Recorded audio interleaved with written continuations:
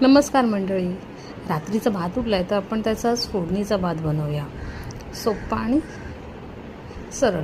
कांदा, टमाटर, मिरची, कढीपत्ता, जिरे, मोहरी आणि हिंग आणि कोथिंबीर आणि काही मसाले, हळद, धने पावडर, जिरे पावडर, लाल तिखट आणि ओवा.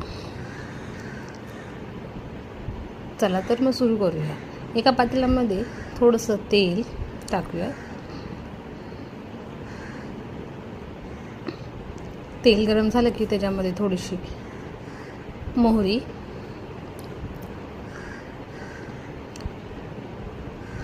थोडे जिरे, तडतडले की हिंग, हिरवी मिरची, कढीपत्ता. हे थोडंसं तडतडलं की मग त्याच्यामध्ये कांदा,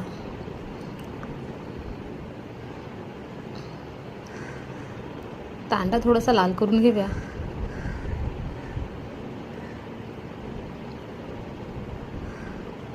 थोडा लाल झाल्यानंतर त्याच्यामध्ये आपण थोडेसे टोमॅटो टाकूया. टोमॅटो मस्त नरम करून घ्यायचे आहेत. भातामध्ये थोडंसं मीठ ऑलरेडी असल्यामुळे आपण याच्यामध्ये थोडंसंच मीठ टाकणार आहे. आम्ही भात शिजवून त्याच्यामध्ये मीठ ऑलरेडी टाकतो. थोडे मसाले टाकूयात. हळद, लाल मिरची पावडर, धने पावडर, जिरे पावडर आणि थोडंसं ओवा. सगळं मस्त एकजीव करून घेऊयात मसाले आणि मग त्यामध्ये तो भात आपण त्याच्यामध्ये टाकूया. शिजवलेला भात आहे तो. सगळं एकदम मिक्स करून घेऊया. राईसमध्ये एकजीव करून घेऊयात. हा मस्त आता एकजीव झालेला आहे राईस. आता याच्यावरती आपण थोडी कोथिंबीर टाकूयात.